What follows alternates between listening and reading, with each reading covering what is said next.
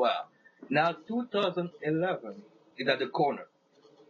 We're a couple of weeks now from entry 2011, and I read your status the other day. You said it means more gathering, more food, more guests at the house, and it means that for most of us, we start to deal with procrastination. We start to deal with planning of doing what we don't necessarily want to do, but we're gonna do. Every 2011 is also for people to start thinking about what they want to change in 2011. But you know, just like the statistics have proven, we fail at doing what we promise ourselves. So what is the one advice you would could give to people today to make 2011 different from 2010, from 2009, from 2007, and all those other years that they kept promising and they failed? Yeah, that's a great question, Max. And it's an important one that people need to ask themselves because, right now, it's December and I hear people saying things like, boy, when January comes around, I'm going to have to go back to the gym. When January comes around, I'm going to have to change my diet. And it's the stupidest thing I've ever heard. I mean, what they are saying is I literally know what I need to do and I am procrastinating on it till some given point.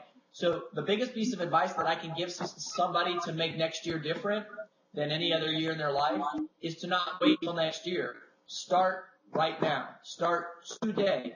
And if you think about it, if you actually started your resolution today, let's say to lose weight, since 6 out of 10 people want to lose weight, the 30 days from now, just by making that resolution, just by setting that intention, they would be so much further ahead of where they would normally be because over the next 30 days, we're going to have a chance to have Christmas parties, office parties, high-calorie Christmas drinks. We're going to be traveling and all the stress of shopping. And so making that intention now will put them so much further ahead on January 1st. See, New Year's resolutions don't work. They never work because a resolution can't be made once a year.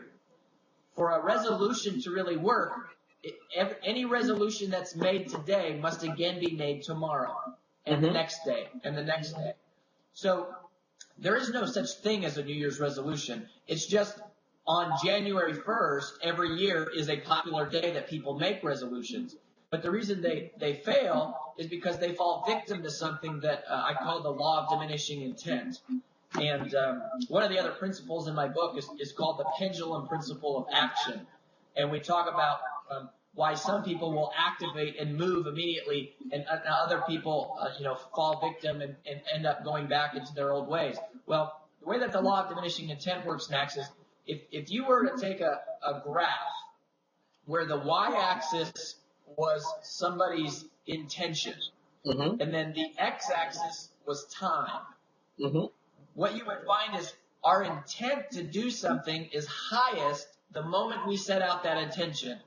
But then over time, our intention slowly starts to fade. Well, the New Year's resolution is the classic example of this because if you go to the gym on January 5th and you go at like 5:30 at night, what do you notice about the gym? Have you ever done that before, Max? Actually, no. Okay. Well, if you go to the gym on January 5th, you will find that the gym is packed. There's so many people there, you have to wait in line to get on a treadmill because all of these people made a New Year's resolution to get into shape. Well, it just goes to show you that these are well-intentioned people. These are good people. They're not liars. They're not weaklings. They're not bad people. They set out an honest intention to lose weight, but yet they won't do it because if you go back to that same gym on March 5th at that same time of the day, same day of the week, the gym is empty. and everybody's gone. It's like the rapture occurred. People are missing. And what happened is, again, it's not that they are bad or weak or poor or small or it's that they fell victim to the law of diminishing intent because they didn't realize that where the power comes from is from making the resolution every single day. Mm-hmm. And if you don't make the resolution every single day, then over time, that resolution starts to fade, and we fall victim to the law of diminishing intent. So one of the things that I tell people is it's called the rent axiom. Mm-hmm. And the rent axiom says that success is never owned. It's rented. Success is only rented, and the rent is due every day. And I have a good question for you. I know that's true. Sure. And I totally agree with all that you just said. Now, my question is this.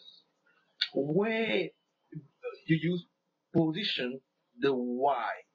The why behind the action? Do you think that, how do we pay the rent every day? How do we pay the rent every day? Mm-hmm. Well, the rent is paid in a number of different ways. It depends on what your goal is. But, you could take the word success out of the rent axiom and put into it anything else that matters to you in your life. So, for example, you could say, being in great physical health is never owned. It's rented, and the rent is due every day. Financial security is never owned, and the rent is due, is rented, and the rent is due every day. A happy marriage is never owned. It is rented, and the rent is due every day. The rent is higher for some people than others on that one. Yeah. But if it's losing weight, or not losing weight, if it is staying in great shape, your rent is eating right, drinking lots of water, Mm-hmm. getting enough sleep, and exercising. That's how you pay the rent. But you also pay the rent by what you don't do. So there's two ways to pay the rent. The first is you pay the rent by what you do. That's eating right, sleeping, working out, drinking more water. But you also pay the rent by what you don't do. By not eating cheesecake, by not eating cereal, by not staying up late, or by not living on 3 hours of sleep. Those are the currencies that you use to pay that rent in that realm. Now, if it comes to financial security, the way that you pay the rent every day with financial security is by not spending money. Mm-hmm. It's by having a budget. It is by reducing your monthly bills as much as possible. It is just exercising prudence in the way you make decisions. Not spending on credit. That's something that you don't want to do. It's investing. That's something you do want to do. So those are the currencies that you use, because no matter how rich you are, you can blow your wealth with a few bad decisions. And we hear about people doing it all the time. Mm-hmm. And no matter how poor you are, you can get rich with enough sequential of the right decisions.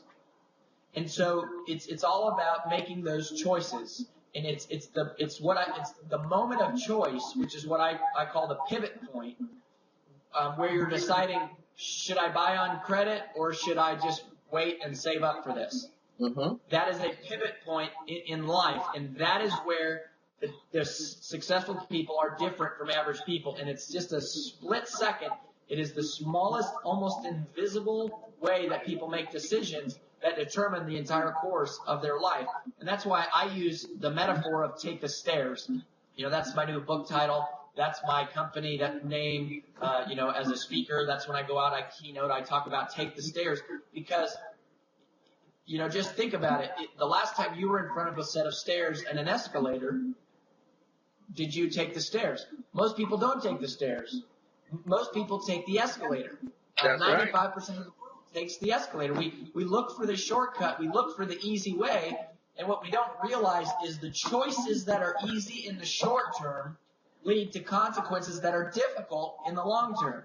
When we always look for the easy way and what feels good here, now, then we end up falling victim to indulgence, and it creates all these fruits in our lives that are not what we're after. But when you take the stairs, you do the things that you don't want to do, you do the things that other people don't want to do, then you put yourself on a path, your life is on a trajectory that will make you successful, because success is just a byproduct of your choices and your actions. So you make a choice, then you take the action, and then success is a byproduct. So it all comes down to how we make those choices.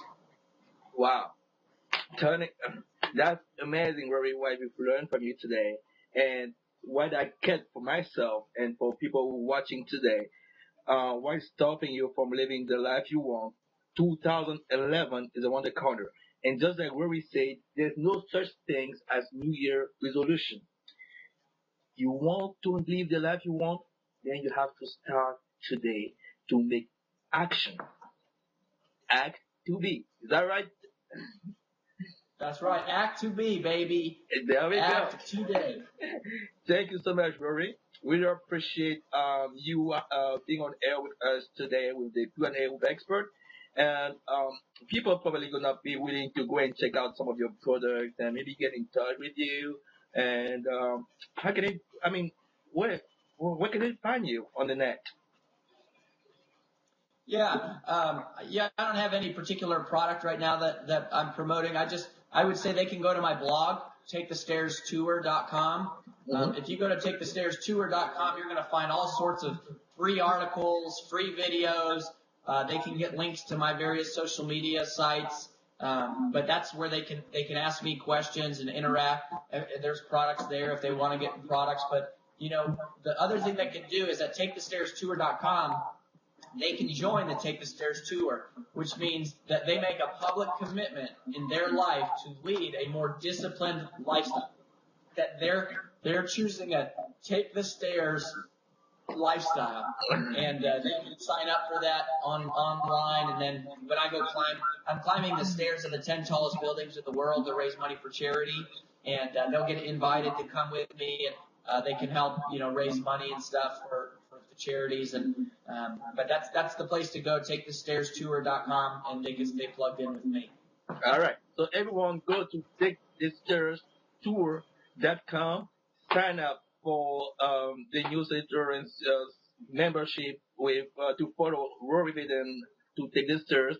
Make the commitment today to form the habits of doing what unsuccessful people don't like to do.